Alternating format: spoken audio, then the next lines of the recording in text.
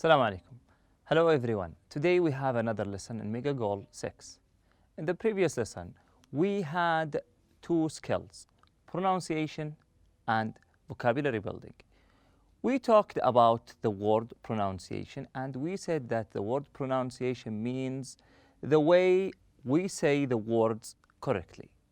In the previous pronunciation lesson, we learned how to use or how to say a word that ends with the letter T when it is followed by a word that starts with a consonant letter.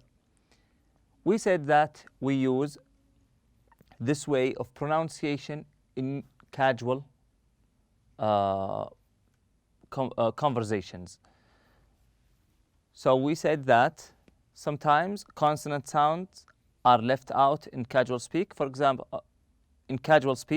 For example, when a word with a final T is followed by a word that begins with another consonant sound, the T is often left out. Listen and practice. So we have here a word that ends with T and it is followed by a word that starts with a consonant letter. And so we said that the T in this situation is left out. We don't say it. We will have some examples. Page 25. When a word with a final T is followed by a word that begins with another consonant sound, the T is often left out. Listen and practice. 1. They are identical twins who, at birth, were adopted by different families.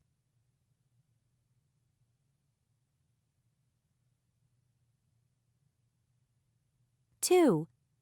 The first meeting was emotional. 3. I thought my heart was going to thump out of my chest.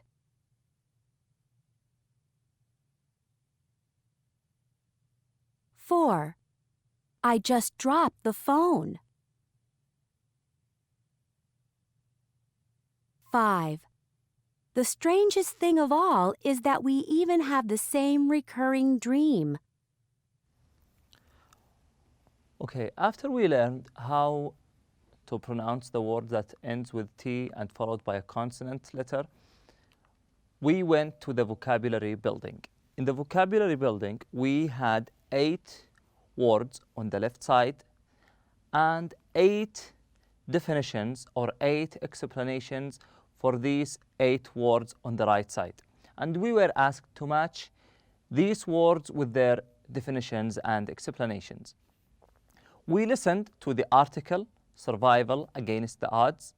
Then we tried to guess the meanings of these words from within the context. And after that, we did all these words together.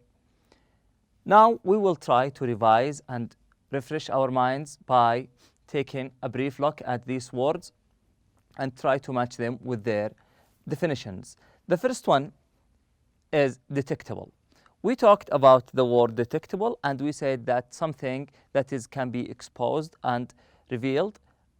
The answer for this one is D, which is able to be found. Number 2, disoriented, when something, or we call something disoriented when it is deprived from going to a certain destination. The answer is H, confused. Number 3, exhilarating, when something causing you joy or happiness. The answer is G, causing a strong feeling of excitement and happiness. Number 4, haggard is C, pale, weak, very thin and tired. Number 5, hallucinating, when you imagine something that is not real, you are hallucinating. So the answer is B, imagining things that are not real. Number 6, intact. We call something intact when it's fit or in order. So the answer is A, remaining whole and unharmed. Number 7, reception. We use this word with the mobile phone. We say the mobile phone has no reception when you go to the desert. So the answer is E, the quality of radio waves received by a device. And the last one, startling is F, that is very surprising. Today we have a reading lesson. In each reading lesson, we have articles that we read together. We listen to them. We learn how each word is pronounced. We learn new expressions and new words. Then after that, we try to test our understanding for this reading material by answering the comprehension questions. But before we start reading this article together, I want to talk to you about some techniques in reading. We have today two techniques. We have scanning and skimming. It's good to know the difference between these two techniques so you can use them in the future. If you have an article and let's say about a topic that you are interested in, but you don't want to read the whole article. You are looking for a specific piece of information, okay? So as long as you are looking for a specific piece of information, you don't read the whole article. You just read quickly, trying to find this information. Once you find this information, you stop reading. This way of reading is called scanning. This way of reading is called scanning. Another way is when you have a book or if you have an article or any piece or any text that you want to know what does it talk about, what this article is about. You read quickly through this paragraph or through the paragraphs or through the text of this article. This way of reading is called skimming. Skimming is when you read trying to get the idea or the main idea of the reading material. Okay, now we have the before reading. Think of a story you have heard about a person who survived a dangerous or difficult situation. Tell the class about it.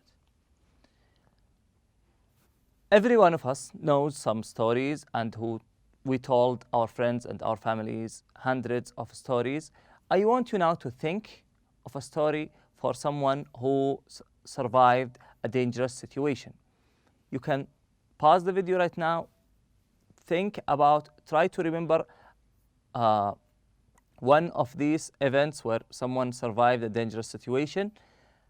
Tell your brothers, your sisters, your family, or you can tell your friend if you want, or you can also write it down if you like writing rather than speaking. And after that, we will go on with reading Survival Against the Odds. It's good to know that the before reading questions or before reading statements are used to help you reflect, help you understand the reading material profoundly and deeper.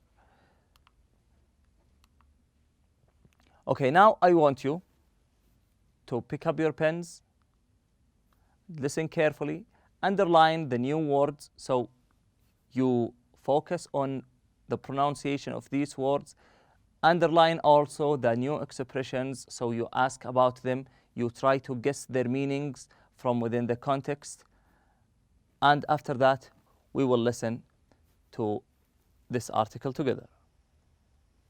Survival against the odds. Beating the odds is always a great feeling. Just ask anyone who has been accepted to a selective college or unexpectedly won an athletic event. But beating the odds is never quite as exhilarating an experience as when the odds are against your survival. Tammy Oldham Ashcraft knows this feeling. At the age of 23, while she was sailing the South Pacific, Ashcraft was caught in a violent hurricane. The 50-foot, 15-meter waves overturned her boat. Ashcraft, who was below deck, was knocked unconscious. When she awoke 27 hours later, the boat had turned right side up again, but the storm had been so violent that the sails were destroyed, the motor was dead, and the radio was lost. Only the rudder, which steers the ship, was intact. Ashcraft was badly injured and disoriented. Determined to survive, Ashcraft created a sail from scraps of material and charted a path to Hawaii, which was 1,500 miles, 2,400 kilometers away. Traveling only 2 miles an hour, Ashcraft reached her destination 41 days later. Having lost 40 pounds, 18 kilograms, during her ordeal, Ashcraft was thin and haggard when she arrived. However, she was happy and grateful to have beaten the odds. Ashcraft, who still sails, eventually told her tale of survival in a book called Red Sky in Morning. Another such tale of survival against the odds can be told by Eric Lamarck, a hockey player who played with the French national Olympic team during the 1994 Olympics. One day in February 2004, Lamarck set out for a day of snowboarding in California's Sierra Nevada mountains. But by the end of the day, Lamarck found himself in a life or death situation. Okay, now we have just listened to the first part of our article.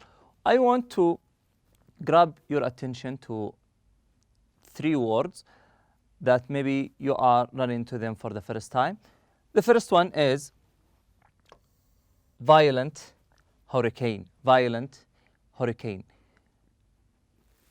Ashcraft found herself in a moment where there was a violent hurricane in the Pacific Ocean. The word or the phrase violent hurricane means a strong wind that can cause a lot of damages to everything. For example, it has flipped the boat. It caused sometimes damages that destroy the buildings and so on. So violent hurricane, a hurricane is a strong winds that takes everything in its way. After that, we have the word haggard. We talked about this word in the previous lesson. It is one of the words that were extracted from the article, and we said it means something weak, pale, okay? Ashcraft was thin and haggard. So she wasn't fit, she wasn't strong, she was haggard. And after that, we have the word eventually. The word eventually means at the end of a period, at the end of a situation, at the end of any situation. So who still sails eventually told her tale of survival in a book called Red Sky in Morning. Now we will go to the second part of the reading material. While looking for a good place to snowboard, Lamarck lost his way and ended up in the wilderness at the back of the mountain. Lamarck, who had expected to just be out for a couple of hours, had no food, very few supplies, and his cell phone battery was dead. All he had was a seemingly useless pocket radio. Once he realized he was lost, he decided to keep moving. Unfortunately, he chose the wrong direction, and over the next few days moved farther and farther away from safety and rescue. Knowing that eating snow lowers body temperature, Lamarck ate only tree bark and pine seeds.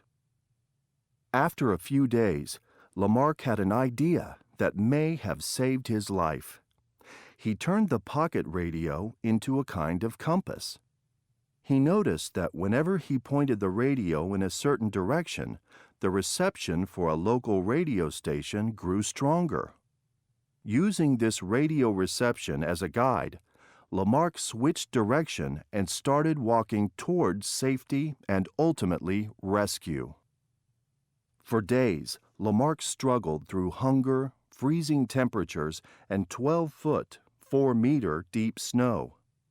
By the 8th day, Lamarck was so weak and his legs were so frostbitten that he could no longer walk. or even stand. He was in such bad condition that he began hallucinating that his situation was just a video game. He recalls thinking, "The game is over. Let's reset it. I give up." Lamarck was at the point of exhaustion and death when he was found by rescuers in a helicopter. Although he lost his legs to frostbite, Lamarck's survival experience left him with more of an appetite for life than ever before. After being fitted with artificial limbs, he vowed to go snowboarding again, only in the future he plans to be much better prepared. Occasionally, some owe their survival not to struggle, but to nature. Take the startling case of Mitsutaka Uchikoshi. One ice-cold October day in 2006, Uchikoshi had been with a group on a mountain in western Japan. After wandering off into a field on his own, Uchikoshi tripped, hit his head, and was knocked unconscious. As Uchikoshi remembers, "I was in a..." Okay, now we listened to the second part of the article, and we want to grab your attention to some of the words. We will start with the first one, which is wilderness.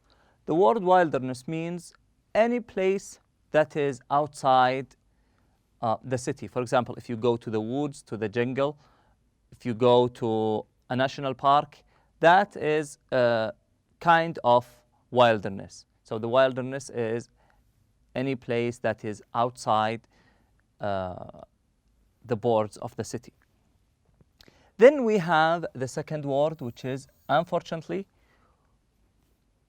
You can use this word when you are put in an unpleasant situation.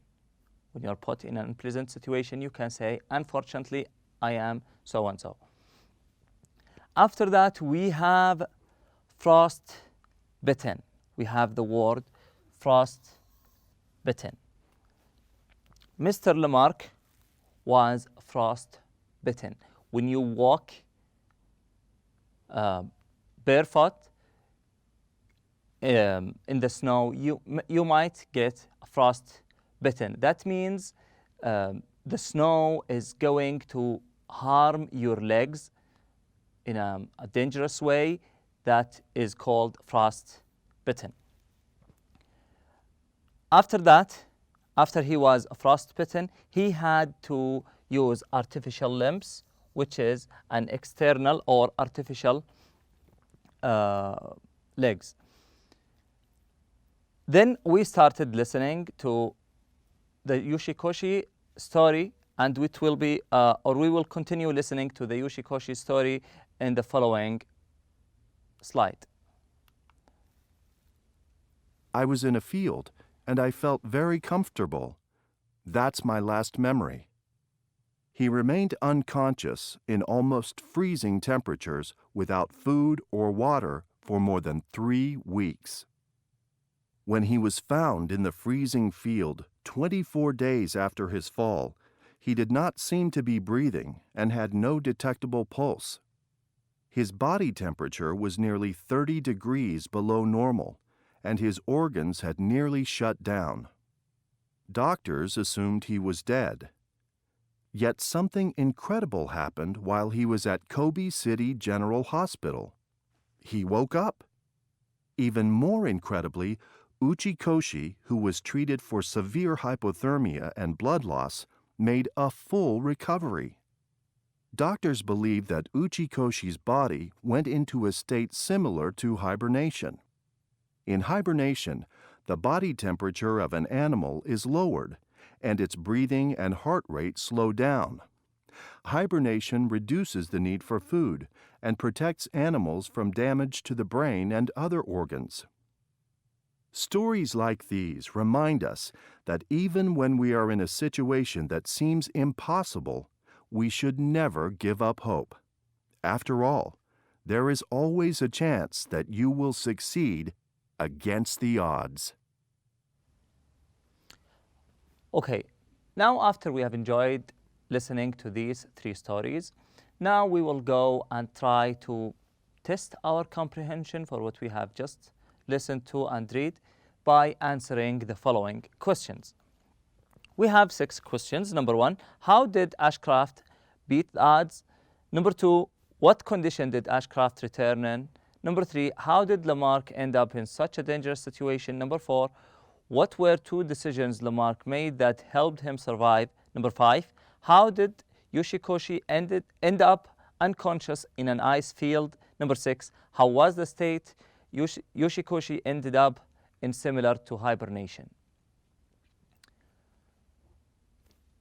The answer of the first one, how did Ashcraft beat the odds, is she survived and made it home under very difficult circumstances. Number 2, what condition did Ashcraft return in? She was very thin and tired. Number 3, how did Lamarck end up in such a dangerous situation? He got lost on the mountain and had no supplies or way of calling for help. Number 4, what were 2 decisions Lamarck made that helped him survive? Number 4, he didn't eat snow and he used his pocket radio to point him in the right direction. Number 5, how did Yoshikoshi end up unconscious in an ice field? That's because he fell while wandering off alone into a field. Number 6, how was the state Yoshikoshi ended up in a similar to hibernation? That is because his body temperature lowered and his heart rate slowed down. This is the last part of our lesson today. Thank you all for attending and I wish you enjoy the rest of the day. Assalamu alaikum.